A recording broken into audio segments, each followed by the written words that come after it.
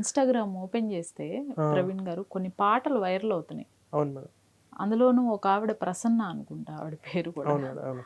తెలుసును డాడీ అని ఒక పాట, అవునవును. ఇంకొకటి ఏదో ఉంటదండి ఆ పాట అగ్ని భలే. అగ్ని అగ్ని అగ్ని ఆ, అంటది. ఏసుకేసు మేమిద్దరము లవర్స్ అంటది. అసలు ఏంటి ఆ పాటలేంటి అసలు. వాళ్ళు సైకలాజికల్‌గా పేషెంట్స్ మేడం. వాళ్ళకి దూరంగా ఉండడం మంచిది. వాళ్ళు ఎప్పుడు ఎట్లా రియాక్ట్ అవుతారో తెలియదు. వాళ్ళు చాలామంది ఆమె మీద ట్రోల్స్ చేసిన వాళ్ళందరి మీద కేసులు పెట్టారంట. ఓ. కేసులు పెట్టారు. అందులో నాకు తెలిసిన కొంతమంది యూట్యూబర్స్ కూడా పోలీస్ స్టేషన్ దాకా ఎళ్ళేసి వచ్చారు. అక్కడ కూడా వాళ్ళు డబ్బులిచ్చి కొట్టిస్తది ఆవిడ. ఆమె ఒక సైకలాజికల్ కల్లా ఒక పేషెంట్. ఆమె ఎప్పుడు ఎట్లా మాట్లాడుతదో, ఎప్పుడు ఎలా ప్రవర్తిస్తదో ఆమె మొత్తం నేను అక్కడక్కడ కొన్ని వీడియోలు, కొన్ని కొన్ని పాటలు, కొన్ని కొన్ని ప్రసంగాలు చూసా.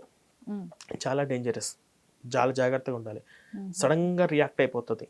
కొట్టేస్తది. ఇంకోటేదో చేసేస్తది. కాబట్టి వాళ్ళతో మనం జాగ్రత్త ఉండాలి. ఇప్పుడు ఈ భవ్యశ్రీ విషయంలో మేము మొత్తము ఈ గవర్నమెంట్ ఒకటి జీవో ఒకటి పాస్ చేయాలి. మీరు ఇప్పటికి నేను ఇప్పుడు ఉన్నటువంటి తెలుగు రాష్ట్రాల్లో మారుమూల గ్రామాలలో మీరు ఏ గవర్నమెంట్ హాస్పిటల్‌కి పోయినా ఈళ్ళు ప్రేరాల డబ్బాలతో రెడీగా ఉంటారు. ఎక్కడికైనా పోనీలెండి. మీ గవర్నమెంట్ హాస్పిటల్ సెర్చ్ మా ఊరి గవర్నమెంట్ హాస్పిటల్‌లో గూడా పేషెంట్స్ వస్తూ పోతుంటారు కదా! ఈ మతమార్పిడి ముఠ తెల్ల గౌనిట కప్పుకొని, ప్రేరాలు పట్టుకొని, బైబిల్ పట్టుకొని రెడీగా ఉంటారు. చూస్తారు. ఎవరిని చూద్దామా? ఇప్పుడు నాకు తెలిసి భవ్యశ్రీ కూడా వీళ్ళకి అక్కడే పరిచయమై ఉండొచ్చు. గవర్నమెంట్ హాస్పిటల్‌లో ఏది జరిగిందో ఏదని చెప్పి హాస్పిటల్‌కి వెళ్తే ఈళ్ళు ఈ మత మార్పిడి ముఠ వీళ్ళు హాస్పిటల్‌లోనే పరిచయమై ఉండొచ్చు. అక్కడ పరిచయమై మేము తగ్గిస్తామని చెప్తే వాళ్ళకి ఏ అవకాశం లేదు గదా! పాపం వాళ్ళకేం తెలియదు గదా! అట్లాగా వాళ్ళ పాపను వాళ్ళు పొట్టబెట్టుకున్నారు. కాబట్టి మనము ప్రతి ఒక్క గవర్నమెంట్ హాస్పిటల్ బయట ప్రార్థన ద్వారా రోగాలు తగ్గుతాయి. ఇలాంటి నమ్మకండి అని చెప్పేసి ప్రతి ఫ్లెక్సీ ఏసి పెట్టాలి. ఇటువంటియి ఎన్నో జరుగుతాయి. ఆడపిల్ల ఇటువంటివి కోల్పోతే మళ్ళీ రాదు కదా! కాబట్టి ఇక్కడి నుంచైనా జరగకుండా గవర్నమెంట్ గాని, ద నియోజకవర్గంలో ఉన్నటువంటి ఎమ్మెల్యేలు ఆయన పరిధిలో ఎన్ని ప్రాంతాలున్నాయి, ఎన్ని ప్రాంతాలలో ఎన్ని గవర్నమెంట్ హాస్పిటల్స్ ఉన్నాయి, ఆ గవర్నమెంట్ హాస్పిటల్ బయట ఒక పెద్ద ఫ్లెక్సీ ఏసి ఇప్పుడు ప్రేయరాలతోటి రోగాలు తగ్గిపోతాయని లేదా బైబిల్ తీసుకొచ్చి ప్రార్థన చేస్తున్నా, ఇటువంటి మాయమాటలు, మూఢనమ్మకాలు మీరు నమ్మకండి. ఇలాంటి ప్రాణాలు కోల్పోవద్దు అని చెప్పేసి ఇప్పుడు నిర్భయ చట్టం ఏవైతే వచ్చిందో ఆ అమ్మాయి మీద జరిగిన అత్యాచారానికి సంబంధించినటువంటి కేసు అనేది ఇప్పుడు స్ట్రాంగ్ అయిపోయింది. ఆ. తర్వాత దిశ చట్టం కూడా స్ట్రాంగ్ అయింది. ఇప్పుడు భవ్యశ్రీ మీద కూడా భవ్యశ్రీ లాంటి ఇటువంటి చట్టం కూడా రావాలి అని నేను ఖచ్చితంగా డిమాండ్ చేస్తున్నాను. ఎందుకంటే ఇది ఘోరం.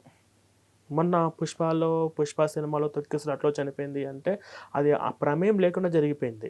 కానీ ఇక్కడ వీళ్ళు కావాలని చేస్తారు. ఇప్పుడు ఇదే పాస్టర్ వాళ్ళ భార్యకు జ్వరం వచ్చినా అదే ప్రేయరాలేసుకొని ఫాస్టింగ్ ప్రేయర్ చేసుకుంటూ అదే చర్చిలో పడుకుంటదా?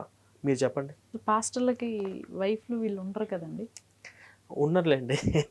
వీళ్ళకందరూ రంకు పిల్లలే ఉంటారు. నేను ఇదే చెప్తున్నాను. ఏ పాస్టర్‌కి గూడా ఆ. నేను చెప్పింది మీరు బాగా టెస్ట్ చేయండి. పాస్టర్ భార్య, పాస్టర్ ఉంటారు గదా!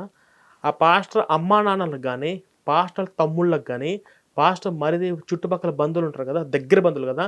ఈళ్ళందరికీ పాస్టర్ అంటే పడదు. అట్లనే ఉంటది.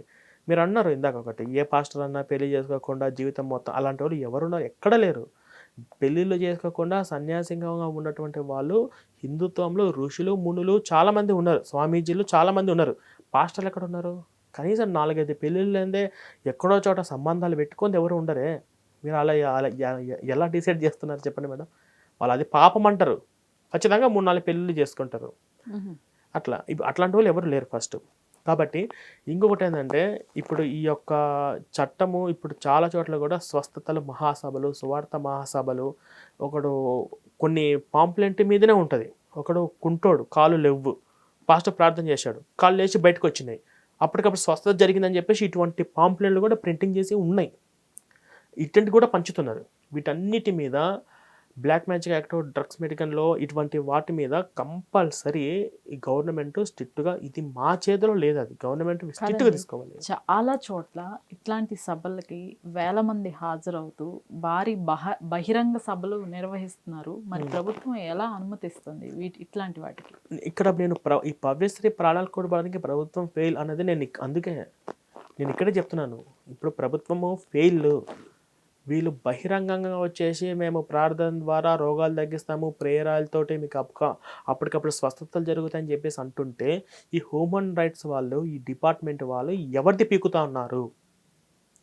ఇప్పుడు వాళ్ళ ఇంట్లో ఒక కోల్పోవాలన్నా, ఇప్పుడు భవిష్యత్తు లాంటిది నష్టం వాళ్ళ ఇంట్లో ఇట్లా జరగాలన్నా మనం ఎన్ని చూడాలి? బయట పడినవి చాలా ఉన్నవి. వాళ్ళు ప్రజలలో ఇప్పుడు ఎన్ని గ్రామాలు ఉన్నాయి, ఎన్ని లక్షల మంది పాస్టర్లు ఉన్నారు, మా యొక్క ఐడియా మేము ఎన్ని ప్రాంతాలకు మేము వెళ్ళగలుగుతాము. వీళ్ళు ప్రతి ముఠాలో, ప్రతి గ్రామంలో వీళ్ళు మాటు వేసుకొని కూర్చున్నారు. గూటిగాడ నక్కలాగా ఎవరు ఎప్పుడు దొరికితే మతం చేద్దామని చెప్పేసి కొన్ని 3 లక్షల 4 లక్షల మంది ఈ పాస్టర్లు ఒక బూతు పుస్తకం పట్టుకొని, ఒక సెక్స్ పుస్తకం పట్టుకొని ప్రతి ఒక్క గ్రామంలో కూడా మాట వేసుకొని కూర్చున్నారు. మేము ఎన్ని ప్రాంతాలకని వెళ్ళగలుగుతాము, ఎంతమందిని కూర్చోబెట్టి మేము అవేర్నెస్ చేస్తాము. ఇవి ప్రభుత్వాలు ఇన్వాల్వ్ అవ్వాలి, ప్రభుత్వాలు ఇవి జోక్యం చేసుకోవాలి. వీటి మీద దేశంలో ప్రపంచం మొత్తంలో 156 దేశాలు బతికితే ఒక ఇండియన్ లాగా బతకాలరా అని గర్వంగా చెప్పుకున్నటువంటి ఎన్నో ఉన్నాయి. అందుకు నిదర్శనంగా మన భారతీయ సంస్కృతి ఆయా దేశాల్లోకి వెళ్ళిపోతుంది. భగవద్గీత శ్రీకృష్ణుడు అమెరికాకు సంబంధించిన వాడా? అమెరికాలో ఆయనకేమన్నా ఆనవాళ్ళు ఉన్నాయా? మన భారతదేశంలో ఉన్నాయి. ఈ సముద్ర గర్భంలో ఆయన ద్వారక నగరం ఉంది. భారతం మొత్తం ఇక్కడే జరిగిందని చెప్పేసి ఉంది. వాళ్ళు ఎలా స్వీకరిస్తున్నారు? మనల్ని చూసి ప్రౌడ్గా ఫీల్ అవుతున్నారు. కొంతమంది ఇక్కడ ఉన్నటువంటి దేవుళ్ళు గుడులు చూడడానికే ఇక్కడికి వస్తున్నారు ట్రిప్ వేసుకొని. నేను అక్కడికి వెళ్ళి బిర్లా టెంపుల్కి వెళ్తుంటాను. మొత్తం విదేశీ వాళ్ళే. ఎందుకు వచ్చారంటే కేవలం ఈ గుడి చూడడానికి వచ్చానంటున్నారు.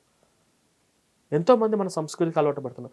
వరంగల్ 1000 స్తంభాల గుడి కానీ, రామపాలయం కానీ మేము అప్పుడప్పుడు వెళ్తూ ఉంటాం ఫ్యామిలీతోటి. మోస్ట్లీ వాళ్ళు అమెరికా నుంచి, న్యూజిలాండ్ నుంచి వస్తూ ఉంటారు. ఇవి గుళ్ళు చూడడానికే వస్తుంటారు. ఇక్కడికి చూసిన వాళ్ళందరూ కూడా బతికితే ఒక ఇండియన్ లాగా బతకాలరా అని గర్వంగా చెప్పుకోవలసినటువంటి 150 దేశాలు ఈ సంస్కృతిని, ఈ కల్చర్ని సర్వనాశనం చేసే విధంగా ఇదే దేశంలో పుట్టినటువంటి ఈ పాషాండ మతస్థులు, ఈ మత మార్పిడి ముఠాలు, ఈ పాస్టర్లు ఈ దేశాన్ని సర్వనాశనం చేయడానికి వాళ్ళు ఇలాగ ఉన్నారు. కాబట్టి ఇది ఖచ్చితంగా ఇప్పుడు ఏ విధంగా అయితే హిందూ సమాజం మేలుకుందో పూర్తిగా సెక్యులర్ అనే మత్తు వదిలేసి మొత్తం మేలుకొని ఈ మూఢనమ్మకాల మీద, ఈ యొక్క సంస్కృతి మీద కాపాడవలసినటువంటి బాధ్యత ప్రతి ఒక్కడికి ఉండాలని చెప్పేసి నేను కోరుకుంటున్నాను మేడం. రైట్ ప్రవీణ్ గారు, థ్యాంక్ యూ అండి. నెక్స్ట్ టైము బైబిల్ సిద్ధాంతాల గురించి, ఖచ్చితంగా యేసుక్రీస్తు సిద్ధాంతాలు, ఈ పాస్టర్స్ గురించి మరింత లోతుగా విశ్లేషించారు. తప్పకుండా మేడం. థ్యాంక్ యూ అండి. Thank you so much.